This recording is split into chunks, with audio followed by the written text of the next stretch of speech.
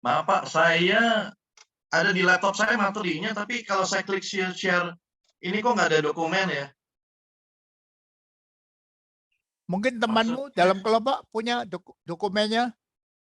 Tadi di grup saya udah kirim, materinya sudah di grup. Ada yang bisa bantu nggak? Ya, selamat siang.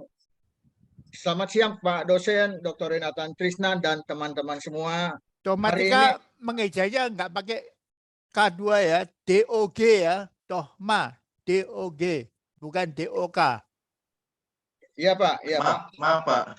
Ya, Pakai silakan. G. Jonathan juga pakai J, TH ya, nama saya ya. Oh, baik Pak, maaf Pak, anak saya Pak. Oke, silakan.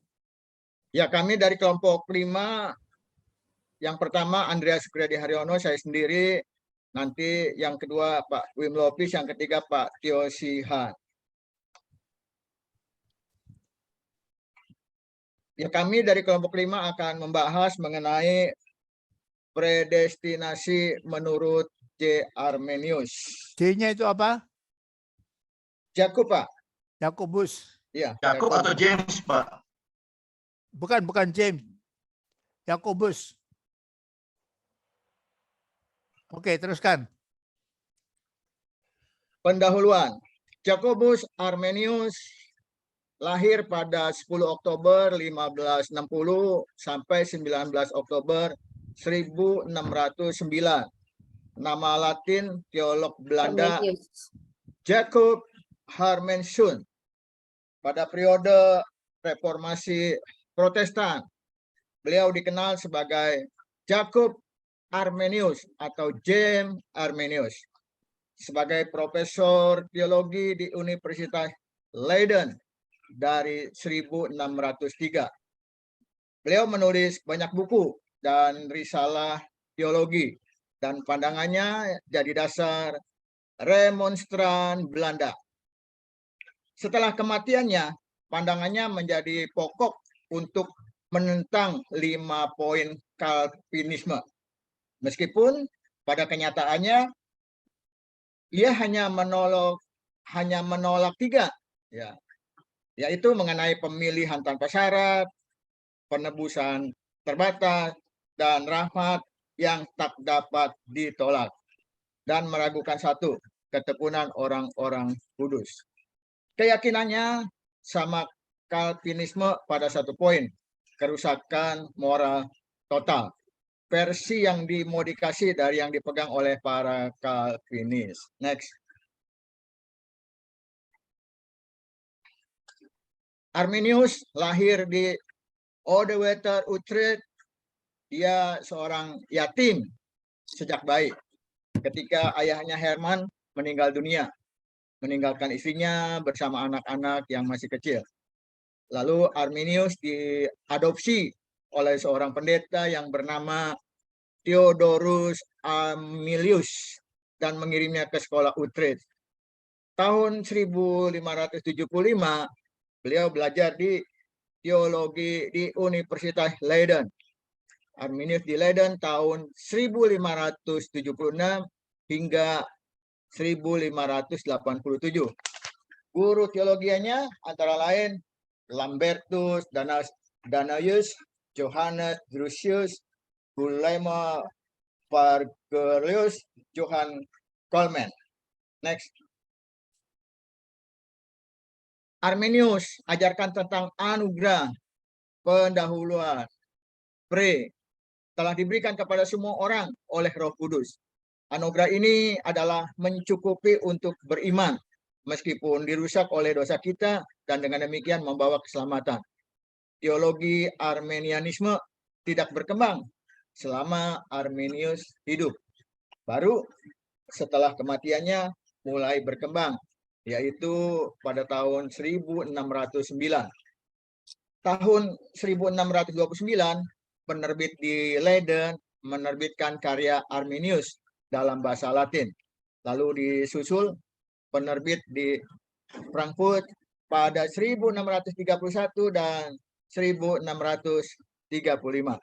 Selanjutnya akan dilanjutkan oleh Bapak Tio Sihan. Silakan Pak.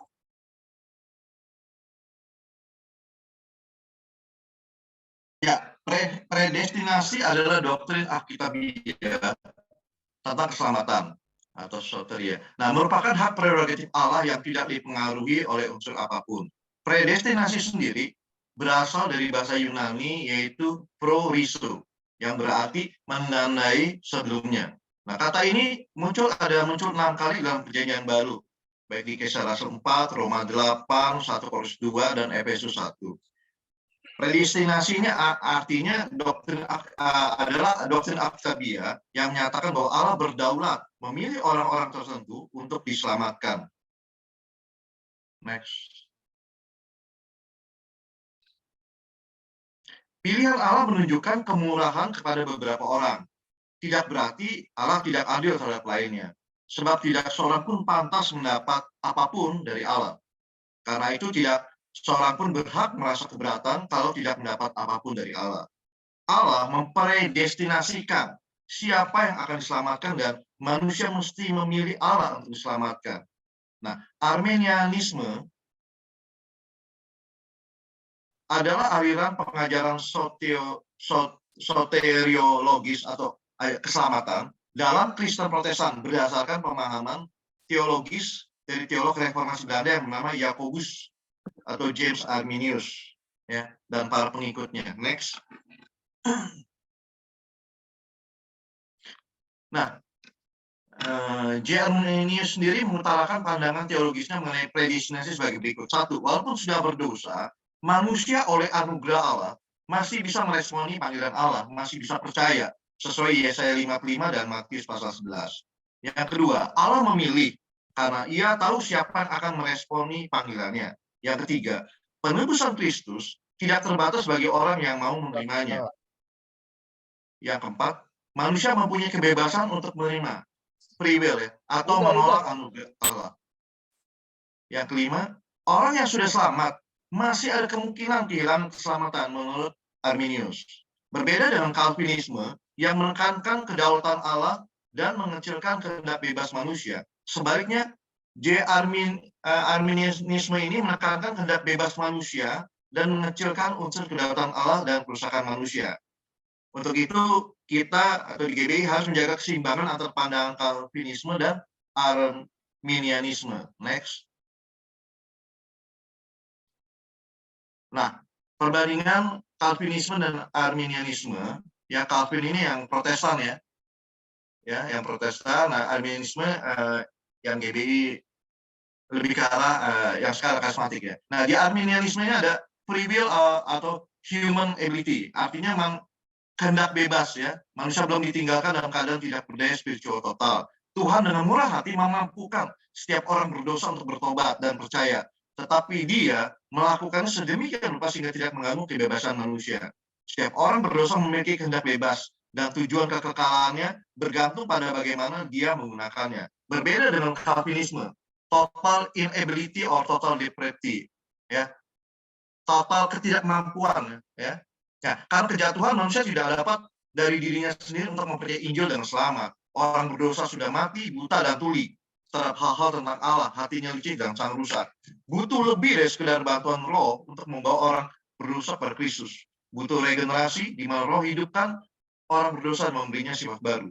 Iman bukan kontribusi manusia untuk keselamatan menurut Calvin, tetapi merupakan bagian dari anugerah keselamatan dari Tuhan.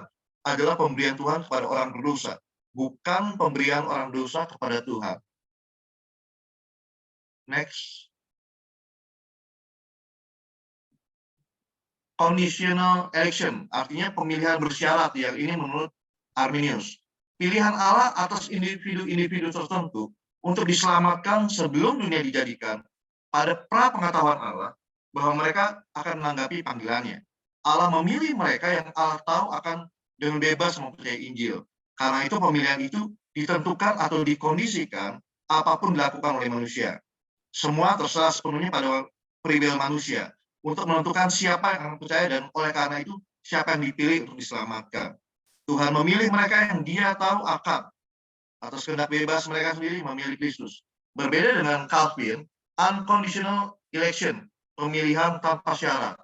Pilihan Tuhan atas individu-individu tertentu untuk keselamatan sebelum dunia dijadikan sebagai dasar semata-mata dalam kedaulatan kehendak-Nya. Menurut Calvin juga, pilihannya terhadap orang-orang berdosa tertentu tidak didasarkan pada tanggapan atau ketaatan yang diramalkan dari pihak mereka, seperti iman, pertobatan, dan lain-lain. Sebaliknya, menurut Calvin, Tuhan memberikan iman dan pertobatan kepada setiap individu yang sudah dipilihnya. Mereka yang dipilih oleh kedatangan Allah, dia membawa kuasa roh untuk menerima Kristus dengan sukarela. Next, saya kira Pak Wim ya. Ini halaman berikutnya. Silakan Pak Wim Lopis, thank you.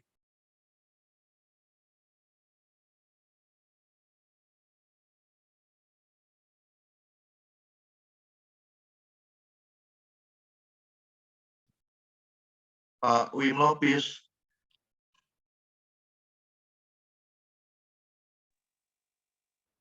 Halo Pak Wim Lopis. Ya, oke. Penebusan universal secara umum, pekerjaan penebusan Kristus memungkinkan setiap orang untuk diselamatkan, tetapi sebenarnya tidak menjamin keselamatan siapapun. Meskipun Kristus mati untuk semua orang, dan untuk setiap orang hanya mereka yang percaya kepadanya yang diselamatkan. Menurut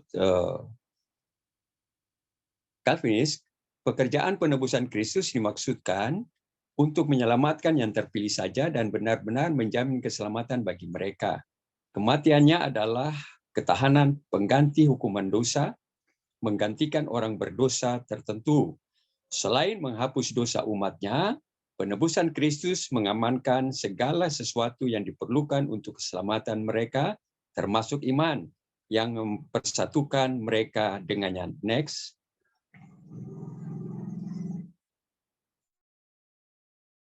Memanggil Holy Spirit can be external. Roh Kudus dapat dilawan secara efektif. Roh memanggil ke dalam semua mereka yang dipanggil secara lahiriah melalui undangan Injil. Dia melakukan semua yang bisa membawa setiap orang berdosa menuju keselamatan. Tetapi sejauh manusia bebas, dia dapat dengan sukses menolak panggilan Roh. Roh tidak dapat meregenerasi orang berdosa sampai dia percaya. Iman, yang merupakan kontribusi manusia, mendahului dan memungkinkan kelahiran baru. Jadi keinginan bebas manusia membatasi roh dan penerapan karya penyelamatan Kristus. Menurut Calvin, selain panggilan umum lahiriah untuk keselamatan yang dilakukan kepada setiap orang yang mendengar Injil, Roh Kudus mengulurkan kepada orang-orang pilihan panggilan batiniah khusus yang pasti membawa mereka pada keselamatan. Panggilan eksternal dapat dan seringkali ditolak. Namun panggilan internal yang dilakukan hanya untuk yang terpilih tidak dapat ditolak. Itu selalu menghasilkan pertobatan. Melalui panggilan khusus ini, Roh menarik orang-orang berdosa kepada Kristus dengan sangat menarik. Ia tidak dalam menerapkan keselamatan oleh kehendak manusia, juga tidak tergantung pada kerja sama manusia untuk sukses. Roh dengan murah hati menyebabkan orang-orang berdosa yang terpilih untuk bekerja sama, percaya, bertobat, datang dengan bebas dan rela kepada Kristus. The next. Mereka yang percaya dan benar-benar diselamatkan dapat kehilangan keselamatan mereka dengan gagal mempertahankan iman mereka dan lain-lain. Tetapi orang Arminians tidak setuju dalam hal ini. Semua yang dipilih oleh Tuhan ditebus oleh Kristus dan diberi iman oleh Roh, diselamatkan secara kekal. Mereka dipelihara dalam iman oleh kekuatan Tuhan yang Maha Kuasa, dan dengan demikian bertahan sampai akhir. The next. Nah, inti sikap GBI tentang keselamatan, yaitu GBI percaya keselamatan adalah anugerah Allah yang diterima oleh iman. GBI menolak pandangan bahwa keselamatan itu merupakan hasil pekerjaan baik atau amal yang dilakukan manusia. Efesus 2. Sebentar, Pak. ayat 10, ayat keselamatan hasil kelahiran baru yang dikerjakan oleh Roh Kudus dalam hidup orang percaya kepada Kristus. Titus 3 ayat 4 sampai 7, Yohanes 3 ayat 5 sampai 8. GBI percaya jalan keselamatan satu-satunya adalah melalui iman kepada Kristus, Tuhan Yesus Kristus. Yohanes 14 ayat 6, Kisah 4 ayat 12. Dengan demikian GBI menolak pandangan bahwa ada jalan keselamatan lain. Misalnya karena melakukan hukum Taurat, Galatia pasal 2 ayat 16, karena melakukan perbuatan baik, karena melakukan hati nurani, Roma 2 ayat 14 sampai 16, atau karena yang bersangkutan belum atau tidak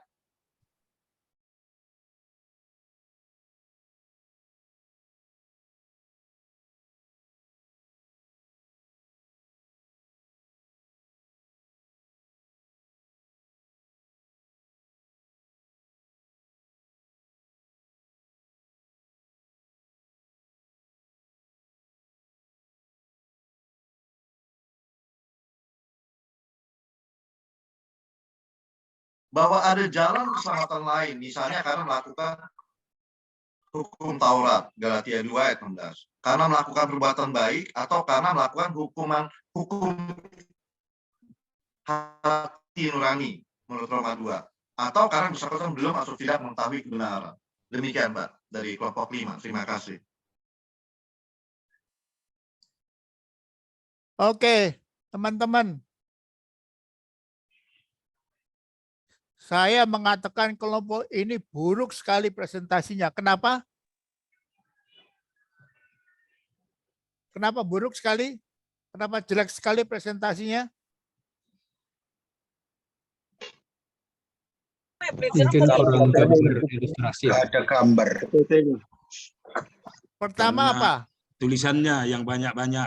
Iya, batasnya hanya berapa baris dalam satu PowerPoint? 8. 8. Ini berapa ribu? Kurang lebih 2.500 kali itu. 2.500 baris. Ini mungkin dari kelompok yang baru ya, nggak ikut waktu Domatika 1 ya. Yang lain, keburukannya apa? Dan kami juga gitu banyak. Tidak ada gambar. Gambar-gambar nggak ada. Kurang gambar membaca saja ya Pak. Oke, Tidak gambar tambahan. dijelaskan. Tapi yang terutama yang lain apa? Tidak dijelaskan. Tidak Hanya presentasi, tapi hanya baca. Dilarang presenter itu hanya baca, itu dilarang. Presenter harus mempresentasikan, menjelaskan. Makanya yang dimasukkan dalam PowerPoint itu apa? Yang ditulis dalam PowerPoint itu apa? Poin-poin. Intinya Poin-poin. saja. Poin-poinnya aja, jangan seluruhnya. Nanti tergoda untuk baca kalau seluruhnya. Tapi tulis PowerPoint-nya. Hanya tulip itu, T itu apa, U apa, L apa, I apa, P aja. Lalu dijelaskan. T itu apa, total depravity itu artinya apa. U itu artinya apa, unlimited atonement. L, limited atonement itu apa. Jadi harus dipresentasikan. Jemaat tidak akan puas kalau pendetanya hanya baca ya. Makanya kita disukai GBI, disukai karena pendetanya kalau khotbah tidak baca. Kalau khotbahnya hanya baca, itu tidak disukai sama jemaat. Harus dijelaskan waktu khotbah ya. Ngerti ya? Teman-teman dari kelompok yang baru, kelompok mana itu yang baru? Halo? kelompok 5, Pak. Kenapa? Kelompok 5, Pak. Priok kali ya Pak. Dari Priuk ya, Jadi, yang tidak ikut Iya Pak. Domatika 1 Tanjung dengan Priok. saya. Iya Ya, Pak. ngerti ya? Yang kelompok yang Ngerti Pak. tidak ikut Ngerti Pak. Iya. Domatika 1 itu jangan baca dan PowerPoint hanya 8 baris saja. Hanya poin-poinnya aja dan kasih ilustrasi kalau perlu ya. Oke. Ada pertanyaan dari yang dipresentasikan? Kalau Yakobus Arminius percaya nggak akan predestinasi? Percaya nggak? Tidak, Pak. Salah, bukan tidak. Tapi apa? Dia percaya, cuma artinya tetap keselamatan tetap harus dijaga, Pak, sampai akhir. Bukan itu. Bukan Bisa itu. ada kemungkinan hilang. Bukan itu. Percaya tapi predestinasi artinya sebelum destinasi, tujuan, goal. Goal ya. Kalau sepak bola itu goalnya itu. Destinasi tujuan yang adalah tembakan bola masuk gawang. Nah, Allah sudah tahu dari semula. Dari semiliar tahun yang lampau sebelum dunia diciptakan, Allah sudah tahu siapa yang masuk surga, siapa yang masuk neraka. Jadi kita orang GBI juga percaya Allah sudah tahu. Cuma tahunya berdasarkan apa? Berdasarkan apa teman-teman? Berdasarkan kemahatauannya. Allah yang maha tahu, bukan kedaulatannya. Bukan kedaulatannya.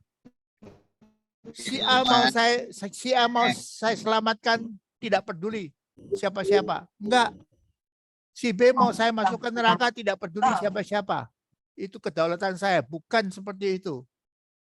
Tapi si A dan si B itu sama-sama udah dengar Injil, udah dengar dorongan Roh Kudus, tapi si A menolak, si B menerima.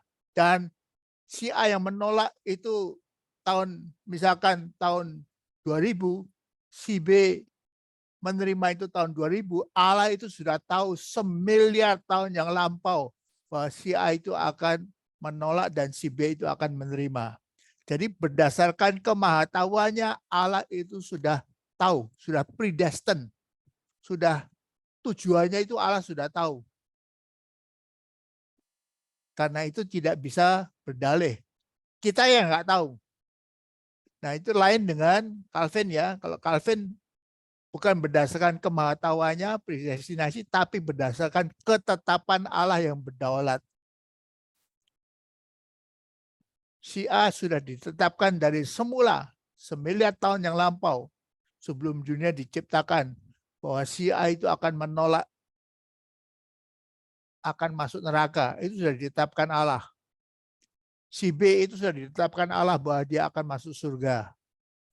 Ngerti ya bedanya ya? Teman-teman semua ngerti ya bedanya ya? Kalau masih ragu-ragu silakan tanya supaya jangan salah ini. Jangan salah ya. Ngerti ya? Jadi baik Calvin maupun Yakobus Arminius percaya predestinasi. Tapi satu berdasarkan kedaulatan Allah, satu berdasarkan kemahatauan Allah.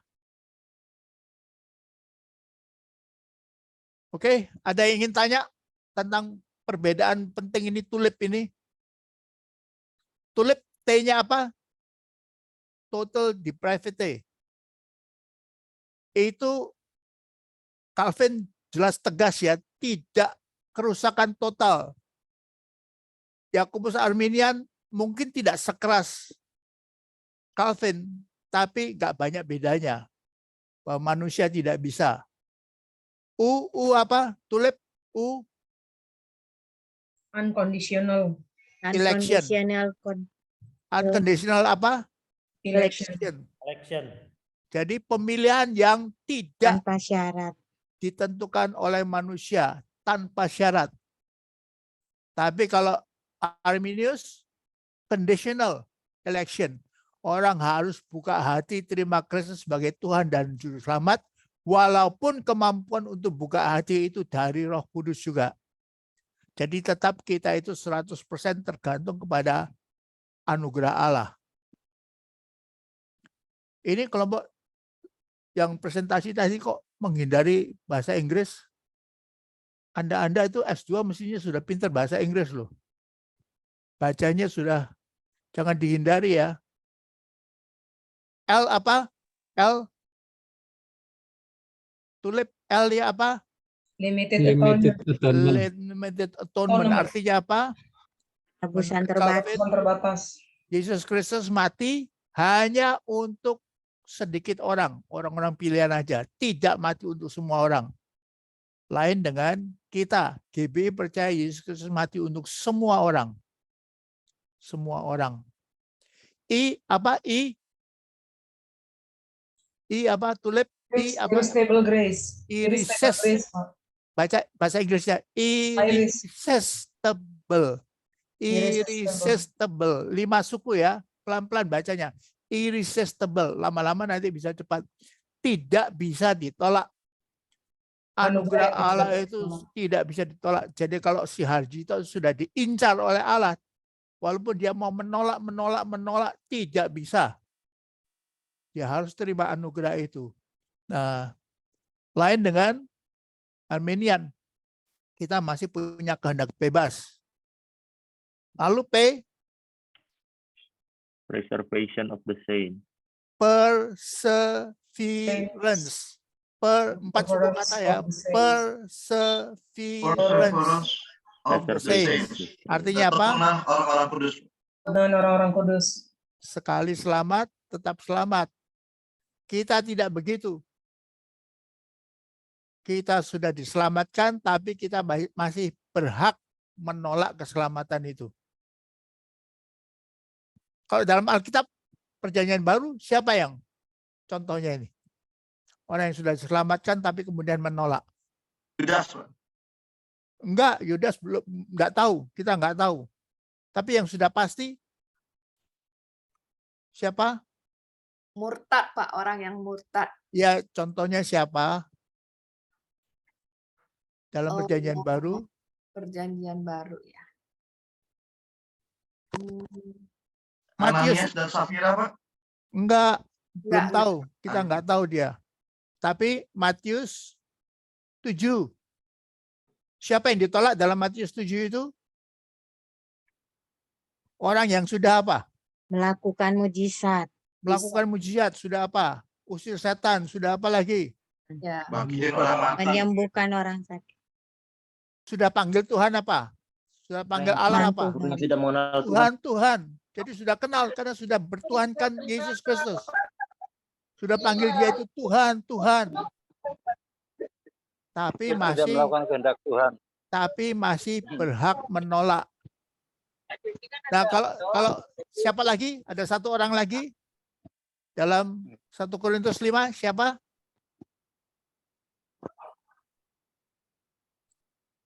Kasus Orang apa? muda yang kaya. Orang muda Bukan. yang kaya. Bukan. 1 Korintus 5. Orang di dalam jemaat di Korintus yang sudah mengenal Kristus, bahkan mungkin sudah staf gereja itu. Makanya jemaat diam aja waktu tahu dia berdosa seperti itu, tapi menolak dengan dosa yang besar. Dosa apa? Perjinahan, Pak. Bulan. Perjinahan yang begitu besarnya apa? Perjinahan, percabulan. Percabulan dengan ibu tirinya. Mamanya sendiri, mama tirinya, ibu tirinya. Itu dosa yang bahkan di antara orang kafir pun dianggap mengerikan itu. Tapi di gereja kok dibolehkan. Ini di gereja dibolehkan. Mungkin karena dia itu entah orang kaya, atau orang berwibawa, atau bahkan mungkin staf gereja nih. Dan Paulus marah sekali. Kenapa dibolehkan ini dalam gereja? Tapi itu terjadi dalam gereja. Bukan orang yang tidak pernah dengar Injil, bukan. Oke, kalau zaman sekarang siapa? Jangan sebutkan yang di Indonesia ya, yang di luar negeri aja. Siapa? Maksudnya hamba Tuhannya, Pak? Ya, orang-orang yang seperti itu. Yang siapa? Pendeta-pendeta gede. Bukan perjanjian lama. Bukan perjanjian lama, sekarang ini. Hamba Tuhan yang besar itu loh, yang jatuh dalam dosa perjinahan, maksudnya Pak? Bukan perjinahan aja, yang akhirnya ditolak. Karena seperti Matius 7 itu yang sudah berteriak-teriak Tuhan, Tuhan. Sudah punya segala anugerah tapi tetap menolak sehingga tidak bisa masuk Firdaus. Ditolak oleh Tuhan. Engkau pembuat kejahatan. Aku tidak kenal kamu. Siapa? Raffi Zakarias bisa, Pak? Ya, mungkin dia. Karena kita terpukau dengan ajarannya ya. Saudara sering dengarkan ajarannya Raffi enggak? Iya. Itu Ya, Pak. Sering, Pak. pengajar internasional kemana-mana ya. Bagus pengajarannya. Iya. Tapi akhirnya siapa lagi? Sorry, siapa Pak tadi Pak? Namanya nggak jelas. Raffi Zakarias. Tolong Raffi. di chat kali, di chat Pak Jeffrey, di chatting Pak namanya. Oke. Iya. Berapa jam goyang, Pak? Kemarin yang pastor di Hillsong juga ya, Pak? Hillsong itu Brian banyak Hudson. itu. Beberapa pendeta-pendeta gede, bahkan pemimpinnya sendiri. Di Hillsong LGBT ya Pak? Ada yang WL. seks, Brian ada yang Houston memperkosa, perselingkuhan. ada yang membolehkan LGBT, dan ada yang korupsi, ada yang menutupi dosa-dosa. Di Hillsong kok dibolehkan. Jadi ini bukan hal yang tidak bisa terjadi ya. Masih bisa terjadi. Orang yang sudah terima anugerah keselamatan, tapi akhirnya bandel menolak sehingga ditolak oleh Tuhan juga. Jadi berbeda dengan Calvin ya. Kalau Calvin one save, always save. Perseverance of the saints. Artinya orang kudus itu akan bertahan terus sampai akhir. Tapi ternyata tidak. Kita sudah lihat ini. Saya nggak mau sebutkan yang di Indonesia. Nanti saudara tahu semua nanti. Oke, tapi di Indonesia ada juga. Siapa Pak? Jangan, saya nggak boleh sebutan nanti. Banyak. Ketahuan semua nanti. Banyak juga. Dan bukan yang cowok-cowok aja ya, cewek juga ya. Yang gereja profetik ya, Pak? Ya, jangan apostolik. Inisial Pak. Jangan Pak, udah kepo Pak, biarin aja Pak, jangan Pak. Penasaran. Ya, hati-hati ya. Oke, ada yang ingin ditanyakan tentang Arminian ini? Arminius, jelas ya? Bedanya besar dengan Calvinisme itu jelas ya? Semua sudah ngerti ya? Dan kita nggak malu-malu, GBI tidak malu-malu lebih mengikuti Yakobus Arminius daripada Calvin. Tapi gereja-gereja Protestan, Pak Stephen Tong, GKI, gereja-gereja tradisional itu lebih reform, lebih pengikut Calvin. Suka nginjil nggak? Suka nginjil nggak? Pengikut Calvin. Suka nginjil nggak? Suka, Pak. Suka. Enggak Pak. Tidak suka, Pak. Kenapa suka? Kenapa nggak suka? Nggak suka karena sia-sia, Pak. Sebab percuma, sia-sia. Sebab tidak akan nambah satu orang pun masuk neraka dari surga, keluar dari neraka, masuk surga itu tidak akan nambah satu ekor pun, satu orang pun, satu butir pun. Walaupun saudara menginjil seumur hidup, tidak akan nambah satu pun. Karena angkanya sudah ditetapkan Allah dalam kedaulatannya. Ngerti ya saudara-saudara ya? Makanya kita tidak setuju itu. Makanya GBI menekankan, ayo menginjil, ayo laksanakan amanat agung, ayo amanat agung, ayo AA. Karena kita tidak Calvinisme. Tapi kalau saudara pengikut Calvin nanti tidak akan mau nginjil. Buat apa? Nggak akan nambah satu ekor pun, satu orang pun, satu butir pun. Pak, pertanyaan saya Pak. Silakan. Saya apakah yang jumlahnya sudah ditetapkan Allah itu sudah ada angkanya atau masih misteri, Pak? Silakan. Kenapa? Itu siapa yang Angka yang kira-kira? saya, Pak, Lemon. saya, Pak. Jadi, Pak. Saya, Pak. Jadi, Pak. Apakah angka yang ditetapkan Allah yang akan diselamatkan itu yang tidak akan berubah? Apakah angkanya sudah ada nominalnya atau masih rahasia Allah, misteri itu, masih Oh, itu misteri gitu, Pak? rahasia Allah. Itu ada dalam pikiran Allah, dalam kemahatauan Allah, dalam hakikat Allah, dalam kedaulatan Allah. Kita tidak bisa tahu. Ya, tapi kan kalau memang demikian, penginjilan yang dilakukan oleh mereka sebetulnya juga tidak sia-sia tuh Pak, karena mana tahu masih orang itu termasuk orang yang akan diselamatkan gitu loh Pak. Nggak bisa, itu melanggar iman mereka. Ada gunanya nggak diinjili? Nggak diinjil pun sudah ditetapkan Allah. Kalau si A ini, si B itu selamat ya selamat, walaupun tidak diinjili, walaupun tidak masuk sekolah teologi, tidak datang ke gereja. Jadi gereja gunanya apa? Apa gunanya ke gereja? Jadi orangnya sebetulnya belum tahu Pak, siapa orangnya itu belum tahu Pak ya. Ya tapi ada gunanya nggak? Ya kita kan bertumbuh, Pak, dituntut pertanggungan jawab. Siapa yang nuntut? Kita Allah tidak nuntut. gereja kan Allah untuk sudah bertumbuh. menetapkan. Kalau Anda sudah ditetapkan masuk neraka, walaupun ke gereja, walaupun ikut sekolah minggu, walaupun masuk sekolah teologi, ada gunanya nggak? Enggak, karena sudah ditetapkan masuk neraka. Apa gunanya? Walaupun diinjili 1.000 orang, tetap akan masuk neraka sebab dalam kedaulatannya Allah sudah menetapkan Francisca masuk neraka. Sudah, tidak ada tawar-menawar lagi. Tidak ada gunanya makanya menginjil.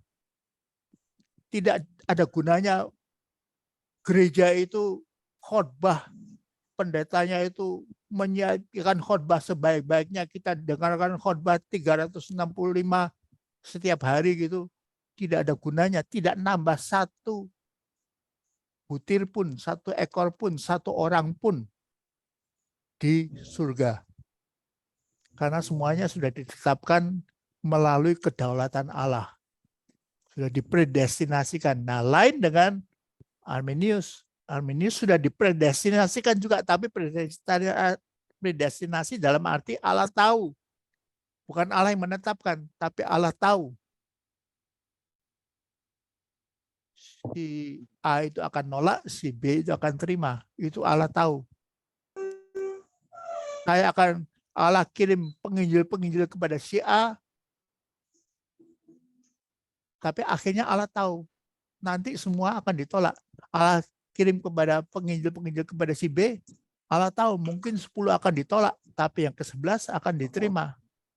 Mungkin 1.000 orang ditolak, tapi yang ke-1.001 dia akan bertobat. Itu dalam pengetahuan Allah. Jadi predestinasinya berdasarkan pengetahuan, bukan hakikat atau kedaulatan Allah ya. Ngerti ya? Teman-teman ngerti ya? Jadi ini Pak tidak menumbuhkan rasa takut akan Tuhan Pak. Tidak menumbuhkan rasa takut akan Tuhan Pak ya. Ya. Ini. Ya, kalaupun hidup berdosa, tapi kalau si Raffi itu sudah ditetapkan oleh Allah masuk surga, ya tetap masuk surga. Nggak peduli akan perbuatannya. Baik Pak, masih Pak. Ada lain lagi mau bahas tentang Arminius ini? Ngerti ya? Silakan. Nah, saya mau bertanya soal yang pengikut Calvinis, Pak. Mungkin seperti gerejanya Pak Stephen Tong itu sudah mengerti firman Allah, tapi mereka tetap dengan nama Calvinis gitu Pak. Jadi mereka aktif Pak dan giat melakukan penginjilan. Betul. Makanya namanya Reform Injili ya. Iya Pak. Tapi ada gunanya enggak?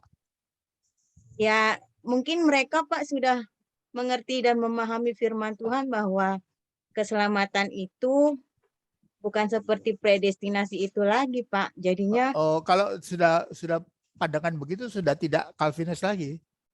Ya kan mungkin mereka masih tetap di Calvinis supaya mereka memenangkan sebanyak mungkin gitu, Pak. Ya, tapi kan tidak kan mengingkari hakikat hati nuraninya. Oh, saya nggak percaya, tapi kok saya masih melakukan ini, gimana ini? Kenapa? Saya nggak percaya ada gunanya penginjilan ini karena sudah ditetapkan jumlahnya nggak akan tambah satu pun. Tapi kenapa saya harus menginjili lagi ya? Sesuatu hal yang saya nggak percaya, sesuatu hal yang walaupun saya tidak tahu jumlahnya, tapi saya tahu bahwa usaha saya ini tidak akan nambah satu ekor pun, satu butir pun, satu orang pun tidak akan tambah. Kan karena ada juga sih Pak yang misalkan saudara-saudara kita yang Muslim, mereka sudah percaya sama Tuhan, tapi mereka hidup dan cara hidup mereka yang masih memakai jilbab, begitu kan Pak, masih datang ke masjid, tapi mereka sudah dalam komunitas percaya dalam Tuhan gitu Pak. Mungkin kemungkinannya seperti itu gitu Pak. Ah, itu sudah ditetapkan Allah semiliar tahun yang lampau juga. Mereka itu masuk surga atau mereka itu masuk neraka, itu sudah ditetapkan Allah semiliar tahun yang lampau juga. Oh gitu ya Pak. Ya. Ya baiklah Pak. Jadi makanya GBI menekankan harus jadi orang baik ya. Jangan korupsi ya. Jangan mabuk-mabukan ya. Jangan selingkuh ya. Jangan narkoba ya. Jangan judi ya. Itu kita tekankan. Tapi mungkin kalau Calvin, ya kau sudah ditetapkan Allah masuk surga. Walaupun kita itu mabuk-mabukan tiap hari, tetap akan masuk surga. Karena sudah dipilih oleh Allah. Nah itu bedanya. Makanya kita bisa lebih yakin. Rasanya ya, walaupun saya tidak boleh ngomong lebih ya. Lebih yakin akan keselamatan setelah kita masuk GBI. Ada teman-teman yang dulu reform atau GKI atau GPIB, HKBP, gimana imannya dulu? HKBP mestinya banyak atau yang HKBP? Francisca tuh dari reform Pak. Francisca mana nih enggak muncul? Mana Saya Francisca? HKBP, Pak. Francisca mana? Saya Pak. Angkat tangan. Saya Pak. Oke. Francisca gimana? Dulu reform? Sekarang reform Pak masih Pak. Oke. Jadi gimana? Kenapa Pak? Kenapa masuk STTBI? Oh, kesempatan untuk belajar Pak. Nggak bertentangan dengan iman, reform. Di mananya Pak bertentangan? Sejauh ini saya melihat. Ya kan hari ini kita sudah bicara. Reform mengatakan keselamatan ini ditetapkan oleh kedaulatan Allah. Allah yang menetapkan si A menolak masuk neraka, si B menerima masuk surga. Tapi kalau Arminian, Yakobus Arminius yang kita pelajari hari ini kan tidak begitu. Jadi tulip sama non-tulip itu. Yang tulip udah ngerti 5 itu ya, TULIP itu ya. Karena kan gini Pak, dalam doktrin di khususnya di bagian total depravity, kerusakan total kan harus dimengerti bahwa manusia sudah kehilangan kemampuan moral dan kehendaknya untuk melakukan yang baik. Betul. Disebabkan oleh rusaknya pikiran, emosi, kehendak, kesadaran, dan moralnya akibat dosa. Karena itu diperlukan kedaulatan Tuhan untuk menolong, diperlukan anugerah Tuhan untuk menolong. Itu yang saya pahami ya Pak. Dan jujur Pak, saya di sini juga tegas bilang kepada beberapa kawan tadi menyatakan bahwa kami menginjil sia-sia, tidak Pak. Saya pribadi justru setelah saya makin menyadari bahwa keselamatan karena anugerah, di situ saya menyadari bahwa kita perlu memberitakan Injil. Tidak ada yang sia-sia. Kenapa? Karena kita tidak tahu siapa yang diselamatkan atau tidak, tapi kita sebagai kawan sekerja Allah, tahu kita atau harus memberitakan Injil. Tahu atau enggak tahu, ada bedanya enggak? Loh, kalau tapi kan kita meresponi Pak, meresponi apa yang dimana kita mensyukuri. Seharusnya kita sampah ini sebagai total tadi. tidak boleh diselamatkan, kan kita akhirnya menyadari, Pak, loh, kok kita sendiri sudah diselamatkan dan tidak masuk ke jurang, baiklah kita juga sama-sama giat untuk memberitakan Injil. Perkara Buat apa? nanti, Buat apa memberitakan Injil? Pak, pekerjaan pemberitaan Injil itu kan kita hanya rekan kerja Allah. Bukankah nanti yang menentukan adalah Roh Kudus, tetapi kan kita tidak punya hak untuk menentukan siapa yang dipilih Allah atau tidak. Justru Tapi karena apa kita tidak gunanya? tahu. Apa gunanya memberitakan Injil? Ini di sini bukan soal apa gunanya, Pak. Kita tidak tahu siapa yang diselamatkan, yang tidak diselamatkan. Kalau kita bukan Tuhan, Pak. Perspektifnya kalau saya melihatnya di sini, Pak, tidak boleh melihat dari perspektif manusia. Kita harus melihat dari perspektif Allah yang sudah memberikan anugerah. Ya, Francisca, begini gitu, ya. Pak. Misalkan dari sejak kekal itu dalam kedaulatan Allah itu Allah hanya menetapkan 1000 orang yang masuk surga. Terus Francisca lahir. Francisca menjadi besar di gereja. Buat apa menginjil? Kalau menginjil keras seumur hidup, bisa jadi 1001 enggak? Persoalannya kan, Pak, Bapak mensempitkan Allah itu memilih dengan 1000. Kita kan tidak tahu berapa Allah memilih, Pak. Persoalannya Bapak sudah mempersempit dengan angka itu, Pak. Padahal kita tidak tahu. Kemahaman Allah itu tidak bisa kita selami, Pak. Kita tidak tahu, tapi Allah tahu toh. Iya betul, makanya kan Bapak jangan mempersempit dengan angka. Kalau menurut saya sih, Pak, bijaksananya sih tetap angka, karena Allah tahu. Ya, tapi tahu, Pak, karena kita tidak tahu, makanya kita memberitakan Injil. Tapi ada gunanya nggak? Ada gunanya nggak? Ada gunanya lah, Pak, pasti. Mungkin, karena apa? Loh, mungkin apa gunanya? gini, Pak. Kan kita dilibatkan dalam rekan sekerja, banyak ayat udah mencatat. Ya, tapi apa gunanya? Apa gunanya? Kok apa gunanya, Pak? Lalu apa gunanya kita diselamatkan, Pak?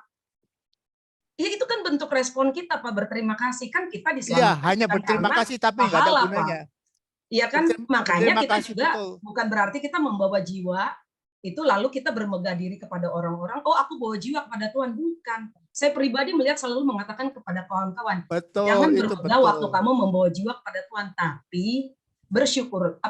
Yang harus kita koreksi adalah bukan membawa jiwa kepada Tuhan, tapi adalah seberapa giat kita memberitakan Injil sebagai respon kita, karena kita sudah diselamatkan, karena kita tidak tahu siapa yang diselamatkan atau tidak, Pak. Ya, tapi kita bertanggung jawab untuk turut serta. Doesn't matter. Kalau tidak tahu itu it doesn't matter atau it does matter. Ada bedanya nggak? Kan apa bedanya? Tahu atau tidak tahu? Kalau Allah tahu 1.398.321 dengan penginjilan Francisca akan jadi 22 enggak? Tambah Pak, 1 enggak? Tetap itu pekerjaan Roh Kudus, Pak. Jangan lupa. Bukan pekerjaan Allah yang memilih, Pak. Kita hanya melaksanakan saja, Pak. Boleh usul, Pak. Misalnya mungkin gini. Ada satu pesta isinya 5.000 orang. Kita nggak tahu siapa-siapa yang di situ yang akan mati atau yang selamat. Tapi Tuhan tahu di antara 1.000 orang itu mana yang akan hidup, mana yang akan mati. Artinya kita sampaikan juga di situ, ada yang mau mati ini dan tidak kita sampaikan, tetapi itu juga yang mati, itu juga yang hidup. Kita ngomong atau tidak ngomong, itu juga. Itu maksudnya, Pak. Itu Armenian percuma. Jadi itu Armenian itu percuma. Iya betul. Itu Anda ngomong sebagai Armenian, bukan sebagai Calvin. Berarti Ibu Siska percaya yang Armenian, bukan Reform, Pak. Enggak, maksudnya kan gini. Di antara yang kita mungkin gali dulu lah totally ini dengan baik gitu loh. Pak. Karena kita harus memahami total liberty dengan baik gitu loh. Jadi jangan tapi maksudnya dengan kita belajar di sini kan kita makin tahu perbedaan bagaimana orang Armenian cara berpikirnya, kepercayaannya dan Calvin. Seperti itu. Jadi menurut saya kita tidak usah memperdebatkan, tapi kita sama-sama belajar sehingga kita bisa tahu dan kebenaran itu ada di mana, begitu ya? Ya, Pak Yonatan boleh tambahkan. Jadi menurut saya adalah begini, Pak. Jadi memang dalam praktek bergereja sekarang, terlebih lagi kalau kita terlibat dalam perkumpulan gereja-gereja secara oikumene, maka kita akan melihat dalam diskusi-diskusi bahwa sebetulnya sekarang itu tidak ada pemisahan yang begitu jelas antara Arminian dengan secara frontal. Jadi Calvin dan frontal itu secara tegas tidak ada lagi. Tapi Karena- tadi kan sudah diberikan sama teman-teman iman GBI. Itu Ya, jelas, betul. itu jelas bukan Calvinis, itu jelas Arminian itu. Betul. Jadi memang dalam diskusi itu bahkan sesama GKI pun mereka itu juga berbeda dalam wilayah itu, ya. Jadi pemahamannya sudah berbeda satu dengan yang lain juga. Jadi tidak semua itu misalkan Calvin, tidak. Jadi saya melihat bahwa sesungguhnya mereka itu sudah semua juga, kita juga yang bersama. Yang membedakan itu antara karismatik dan Pentakosta itu adalah perkara cara memandang Roh Kudus saja. Cara memandang Roh Kudus sekarang, bukan Calvin dan Armeniannya. Karena Ya, memang bukan biasanya Calvin. sudah tidak secara frontal. Tapi di dalam pelajaran-pelajaran seperti ini memang kita harus paham betul seperti kata Ibu Saraswati tadi. Jadi paham betul tentang perkembangan gereja itu. Tetapi hari-hari ini kita oikumeninya sudah semakin bagus, bukan hanya pekerjaan-pekerjaan untuk mengerjakan bersama di masyarakat, tetapi juga dalam teologia. Itu sudah berkembang menjadi tidak frontal di Calvin, tidak garis tegas di Arminian, tetapi semuanya bersama-sama sebentar. Nah, tapi untuk perkara melihat Roh Kudus itu yang sangat berbeda memang, ya. Cara memandang Roh Kudus di dalam Kalau Roh Kudus itu nanti aja. para rasul, ya. Itu hal-hal memang yang lain.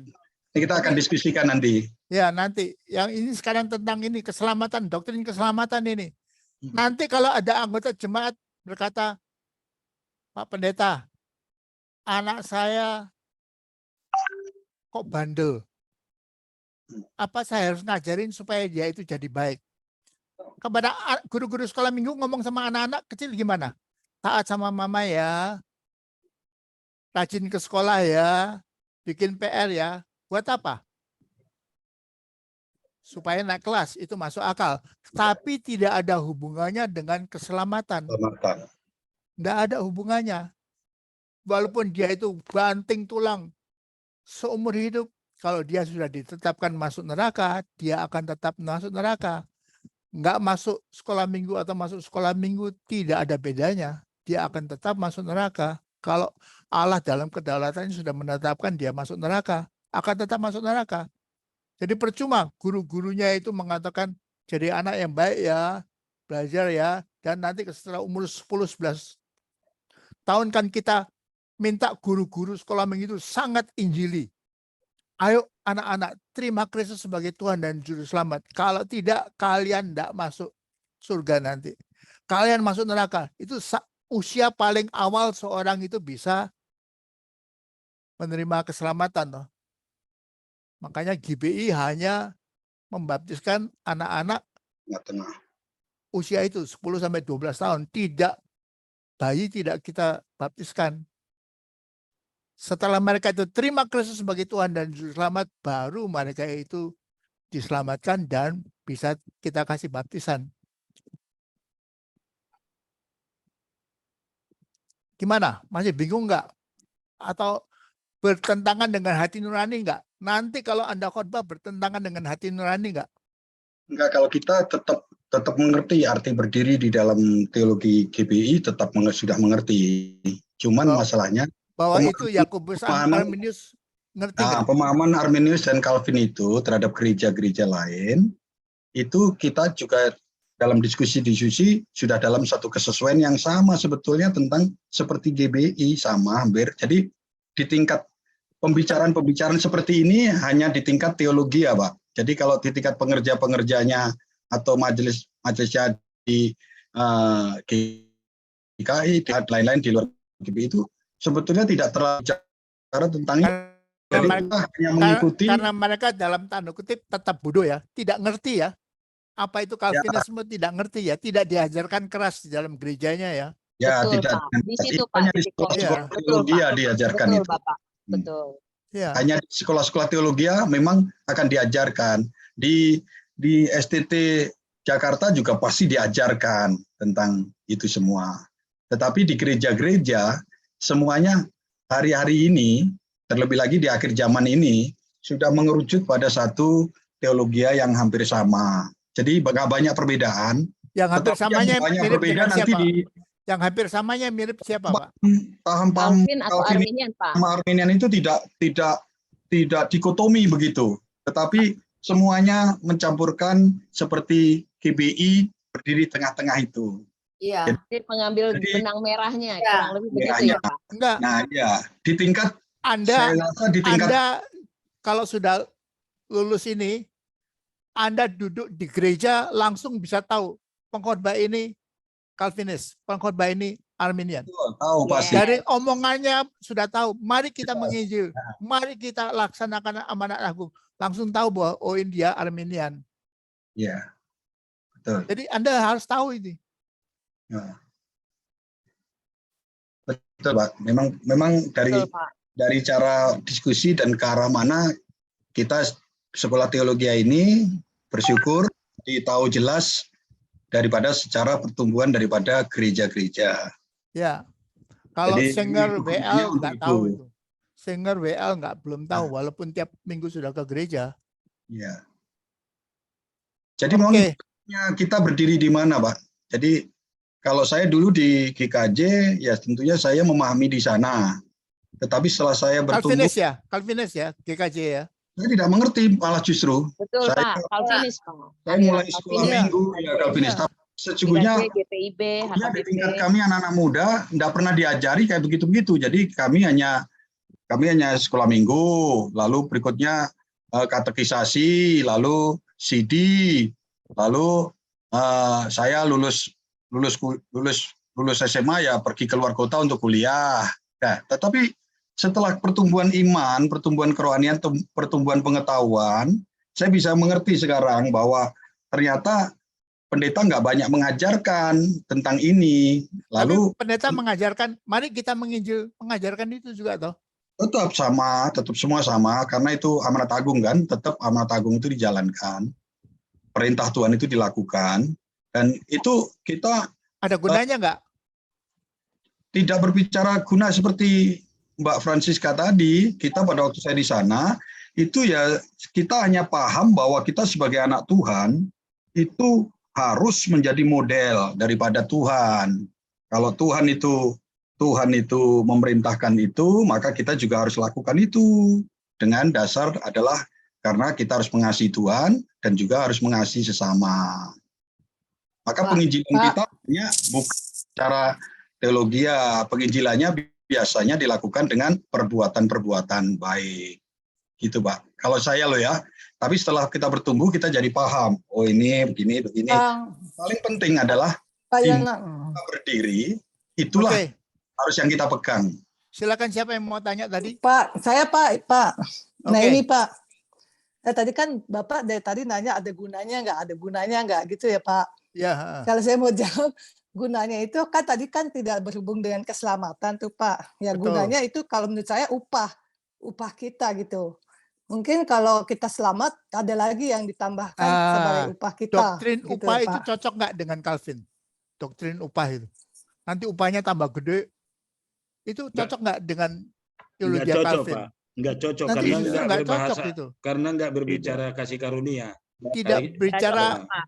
usaha manusia. Keselamatan tidak bergantung pada usaha manusia kalau di Iya. Calvin. Jadi tidak cocok dengan kalau kita bicara upah di Calvin. Jadi keselamatan ada pada manusia begitu maksudnya? Keselamatan itu Bukan. hanya kasih Mutlak anugerah. di tangan Allah. Anugerah. Dari Dari Allah. situ kan sudah Itu ada. benar Kalau di kerja Armenia Allah kan, pada manusia, kalau bukan di usaha Armenia yang manusia. saya lihat sih seperti gini, kita bicara ilmiah. Kalau di Armenia saya lihat sih Pak, ini kita nggak bicara mengenai berapa banyak atau ini sudah dipastikan. Kalau di Armenia artinya kita seperti seorang sombong ya Pak. Artinya gini, kalau Tuhan sudah mengetok kita, tapi kita menolak, berarti ada penolakan dari kita Pak. Jadi keselamatan atau tidak ada keselamatan itu tergantung kita. Bagaimana Pak? Saya kurang ngerti ya maksudnya. Tapi sombong nggak kalau saya mengatakan saya kaya ini karena saya kerja keras? Sombong. karena saya kaya ini karena ada orang kasih saya 100 miliar. Bukan karena saya kerja keras. Nah, orang Arminian juga percaya hanya saya selamat itu hanya karena anugerah Allah Oh, kalau karena yang anugerah diberikan Allah saya kepada setuju, kita. Pak. Kalau karena anugerah Allah saya setuju, Pak. Tapi kalau dikatakan bahwa ketika Allah sudah menunjuk kita, artinya sudah memilih kita, terus kitanya menyatakan bahwa ya ada pilihan gitu kan antara mengikut Yesus atau mengikut Tuhan atau tidak gitu. Ya mungkin contoh kayak sudah banyak orang-orang kayak saksi Jehovah lah, dia sudah mengenal Tuhan. Karena nggak mungkin orang-orang ahli dalam hal ini sudah mengenal Alkitab, sudah. Tapi nggak sungguh-sungguh mengenal Tuhan. Iya, Mereka mengenal Yesus Kristus bukan Allah loh. Enggak, sejarah waktu kelahiran saksi Jehovah, maksudnya pendirinya, foundernya, mereka sudah, bahkan kita udah pernah belajar kan bahwa banyak orang-orang yang makin belajar Alkitab makin murtad gitu loh Pak, makin apa, banyak yang bidat-bidat justru berasal dari yang sudah mempelajari Alkitab. Ya. Nah, dengan demikian dia mempelajari Alkitab, kenapa? Karena mungkin bisa saja Tuhan sudah memberikan lampu itu Pak, sinar itu, kasih karunia itu. Tapi dia memilih jalannya gitu loh Pak. Betul, tetap mengeraskan hati. Nah, saya itu, tetap Pak. mau korupsi, saya tetap mau punya istri Artinya kedua. ada pilihan Pak, ada Ya, pilihan di betul. antara dia dalam egonya Pak, keselamatan. Kalau aku ikut, ya aku selamat. Tapi kalau aku nggak ikut, bagaimana? Aku nggak selamat. Ya nggak apa-apa. Jadi ketika dia ikut, ada kemungkinan dia menyatakan bahwa, wah, aku selamat karena itu pilihanku. Di garis bawah pilihanku, aku selamat karena itu aku ikut gitu loh Pak. Nah, itu salah besar, itu salah besar. Aku selamat kan ada karena pilihan gitu loh Pak, karena ada pilihan itu. Aku selamat karena aku memilih, tapi kemampuan memilih itu anugerah. Itu 100% anugerah. Iya, saya setuju Pak. Anugerah itu saya Jadi setuju Pak. saya tidak berhak sombong. Iya, betul. Saya setuju Pak. Anugerah itu dari Tuhan. Keselamatan itu 100% dari Tuhan. Tetapi di dalam Arminian saya lihat adalah bahwa kita masih bisa memilih. Ya. Gitu. Kita masih bisa memilih. Dan kemampuan memilih itu anugerah. Itu anugerah Allah juga, kita bisa memilih itu. Iya, seandainya. Mestinya nggak bisa memilih. Ketika dia tidak memilih gitu Pak, ketika dia memilih untuk tidak terpilih, bagaimana Pak? Ya itu akibatnya makanya masuk neraka. Karena menderita sendiri. Sama seperti kita bicara, maafkan ya, Raffi. Sudah khotbah luar biasa. Menginjili luar biasa. Tapi dia saat terakhir kok baru ketahuan setelah mati, baru ketahuan dia itu jahatnya luar biasa. Gimana itu? Memilih untuk tidak taat apa yang dia omongkan. Bahwa yang omongkan itu hanya pura-pura aja. Mari kita hidup kudus. Kan nggak bisa orang mengatakan mari kita hidup kudus selalu memperkosa orang. Kan nggak bisa. Tapi ternyata bisa ini. Orang-orang melakukan itu. Di Hillsong itu. Pendeta-pendeta kok punya pacar cowok. Pendeta laki punya pacar cowok. Itu kan melanggar kehendak Allah. Itu kan perzinahan itu. Mereka bisa ngomong jangan berzina. Mari kita kudus. Tapi kok melanggar sendiri. Nah, gimana itu? Ya betul Pak, itu sama seperti yang Bapak bilang tadi, yang aku tidak mengenal engkau, aku sudah berbuat ini, tapi Tuhan katakan bahwa aku tidak mengenal engkau. Hai kamu pembuat kejahatan ya. Betul, saya setuju. Itu sama kayak ahli Taurat Pak, sudah tahu kebenaran, ya kan Pak? Ya, betul. Sama kayak ahli Taurat. Jadi banyak yang Farisi nih di sini. Banyak orang Farisi nih, orang Kristen. Nah Pak, yang tadi keselamatan itu kan ada dua. Nggak tahu ini menurut saya setelah mendengar banyak perdebatan. Kalau saya melihat kan Calvin itu bilang sekali selamat kan tetap selamat. Ya Pak ya. Sementara Arminian itu mengatakan keselamatan itu kan harus dikerjakan. Sedangkan kita GBI percaya kan itu anugerah Tuhan dan keselamatan itu apabila kita percaya kepada darah Yesus, kepada Kristus, bukan kepada surat dan kepada mana-mana. Jadi kalau saya lihat kita tuh sepertinya di tengah-tengah gitu Pak. Jadi seolah-olah di kanan saya ini, sayap kanan ini adalah Arminian, sebelah kiri saya ini Calvinis gitu. Kenapa? Kenapa kok begitu? Nah, Kenapa di tengah-tengah? kita ngambil berdasarkan firman kita ambil, Pak. Karena keselamatan yang ditawarkan Calvin kan orang Kristen, kita bila percaya kepada darah Yesus, kita kan selamat, Pak. Enggak, Ya, bukan itu. sedangkan si Armanian Bukan. Salah. Kita selamat karena kita sudah dipilih untuk selamat, ditentukan selamat, bukan Iya. karena terima Tapi Kristus. saya nggak mau dengar apa yang kata Calvin itu. Bagi saya cuma mengambil keselamatan itu bila kita percaya kepada darah Yesus, oke, selamat. Nah, Dan kemampuan percaya itu dari Roh Kudus ya. Makanya betul Ibu karena Sinta kita, ini Arminian, ya, bukan iya, di Pak. tengah-tengah, bukan di tengah-tengah. Iya, Cenderung ke Berdasarkan Arminian. Karena ngomong begitu itu cenderung Arminian, bukan di tengah-tengah lagi. Iya, jadi berdasarkan kebenaran saja. Jadi kita nggak mihak kanan kiri apa yang Yesus katakan. Memang kita percaya Yesus janjikan kita selamat kan. Lalu yang satu lagi keselamatan kan harus dikerjakan. Nah itu kan benar juga. Jadi mestinya dua ini jadi satu sebenarnya. Dan bertahan sampai akhirnya. Penting itu, bertahan sampai akhirnya. Ini Jadi- banyak pendeta-pendeta yang jatuh, nggak bertahan sampai akhirnya. Setelah Iya. dia jadi gede, kaya, duitnya banyak, jatuh. Karena godaannya jadi besar. Jadi kira-kira kalau begitu, iya Pak ya. Pak, jadi keselamatan itu karena perbuatan atau karena anugerah, Pak? Anugerah. Anugerah. Tapi anugerah Anugerah. itu membawa ke perbuatan. Jadi Anda sudah diselamatkan sekarang, sudah diberi anugerah keselamatan, tapi tiap hari ayo berdoa. Tiap hari ayo berbuat baik. Tiap hari ayo jadi orang Samaria murah hati. Tiap hari ayo ingat janda-janda dan anak-anak yatim piatu. Tetap berbuat baik terus sampai mati. Jadi Karena Pak, dia sudah selamat, maka dia harus berbuat seperti itu kan, Pak, mencerminkan kan, karena dia mendengar ada mendapatkan kasih dari Tuhan, maka dia harus juga Sebab itu tandanya. merefleksikannya gitu, Pak. Itu tandanya, itu akibatnya. Tandanya orang beriman itu apa? Ya berbuat baik. Pak, Itu waktu kita tandanya. udah habis, Pak. Oke. Waktu kita udah habis. Untuk kelompok yang satunya ya? Oh, enggak, udah habis semuanya, Pak. Oh, sudah habis semuanya ya? Wah, kasihan ini. Iya, lanjut 2 minggu lagi, Pak. Sabtu depan kita libur. Jadi siapa yang ketuanya di sini? Harjito ya? Pak David dibantu Pak Harjito. Atau David?